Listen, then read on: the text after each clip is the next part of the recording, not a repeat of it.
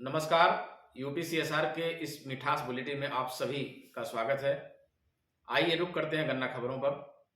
जिन किसान भाइयों ने बसंतकालीन गन्ने की बुआई समय से 30 मार्च के पूर्व कर लिया था, उसमें जमाव अवस्था के बाद अब ब्यात की अवस्था आ गई है।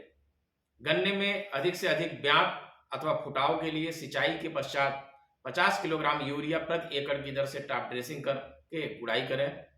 गुड़ाई से जहां एक तरफ मृदा में वायु का संचार होने से ब्यात में वृद्धि होती है, वहीं समय से खरपतवारों का नियंत्रण होने से गन्ने की बढ़वार भी अच्छी होती है।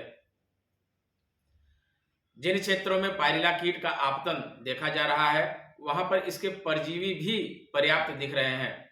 गन्ना शोध परिषद के निदेशक श्री वी.के. शुक्ल ने किसानों को सलाह दिया है कि परजीवी की संख्या में वृद्धि हेतु खेत में नमी बनाए रखें तथा किसी भी कीटनाशक का छिड़काव ना करें। चोटी बेधक कीट के नियंत्रण हेतु क्लोरेंट्रेनिलिप्रोल 18.5 SC की ड्रेंचिंग का सबसे उपयुक्त समय चल रहा है। 150 ml दवा को 400 लीटर पानी में प्रति एकड़ की दर से घोल बनाकर गन्ने की जड़ों के पास ड्रेंचिंग कर सिंचाई अवश्य करें।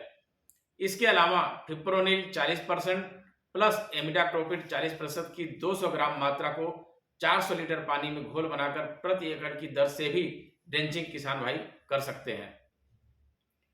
प्रदेश के गन्ना किसानों को कीटनाशकों की कम दर पर उपलब्धता सुनिश्चित करने हेतु दिनांक 26 अप्रैल 2025 को लाल बहादुर शास्त्री गन्ना किसान संस्थान लखनऊ में प्रमुख सचिव चीनी उद्योग एवं गन्ना विकास विभाग श्रीमती वीना कुमारी एवं आयुक्त गन्ना एवं चीनी श्री प्रमोद कुमार उपाध्याय की अध्यक्षता में किसान हित में महत्वपूर्ण निर्णय लिया गया।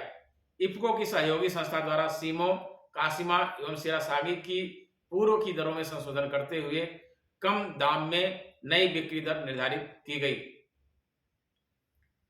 नई दर के अनुसार चोटी बेधक कीट के नियंत्रण हेतु सीमो 150 ml कीटनाशक अब रुपए 1200 की जगह अब रुपए 885 में प्राप्त होगी।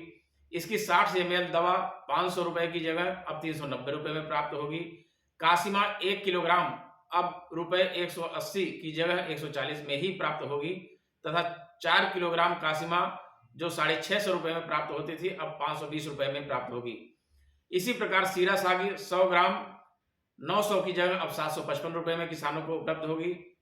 समितियों के माध्यम से वितरित होने वाली इन दवाओं पर 50% अनुदान किसानों को दिया जाएगा। कम दरों पर दवाएं उपलब्ध होने पर गन्ना किसान समय के अनुसार उत्पादों का अपने खेतों में छिड़काव कर समय से कीट एवं बीमारियों का नियंत्रण कर उत्पादन में वृद्धि कर सकेंगे। आगामी पेराई सत्र 2025-26 के लिए संभावित उत्पादन को ध्यान में रखकर प्रदेश के गन्ना आयुक्त श्री प्रमोद कुमार उपाध्याय ने गन्ना सर्वेक्षण नीति जारी की है, जिसके अनुसार 1 मई 2025 से गन्ना सर्वेक्षण का कार्य प्रारंभ होगा। गन्ना आयुक्त श्री उपाध्याय ने बताया कि गन्ना उत्पादन के सही आकलन के लिए सर्वे कार्य में शुद्धता, पारदर्शिता और गन्ना किसानों की समस्याओं के निस्तारण के लिए गन्ना सूचना प्रणाली एवं स्मार्ट गन्ना प्रोजेक्ट के अनुसार हैंड हेल्ड कंप्यूटर के माध्यम से कराया जाएगा GPS सर्वे। उन्होंने किसानों से आह्वान किया कि सर्वेक्षण के समय उपस्थित रहकर अपने खेत का सही सर्वेक्षण करा लें। जिन किसान भाइयों ने गन्ने के साथ दलहनी फसलों की अंतर फसली खेती की है, ध्यान रखें कि फूल आने से पूर्व एवं फलियों में दाने बनते समय सिंचाई अवश्य करें। पेड़ी फसल से अधिक पैदावार लेने हेतु सिंचाई, उर्वरक प्रबंधन एवं निराई गुड़ाई समय समय पर करते रहें। शरद काल में जिन किसान भाइयों ने गन्ने की बुआई की है, यदि कल्लों की संख्या पर्याप्त हो गई हो तो अवांछित कल्लों को निकलने से रोकने के लिए मिट्टी अवश्य चढ़ा दें।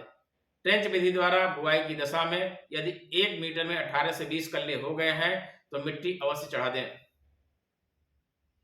किसान भाई, इस समय कीटों का प्रकोप अधिक होता है, इसलिए समय समय पर अपने खेतों की निगरानी करते रहें, जिससे कि समय से नियंत्रण किया जा सके। आज के लिए बस इतना ही। अगले एपिसोड में हम पुनः मिलेंगे, तब तक के लिए नमस्कार।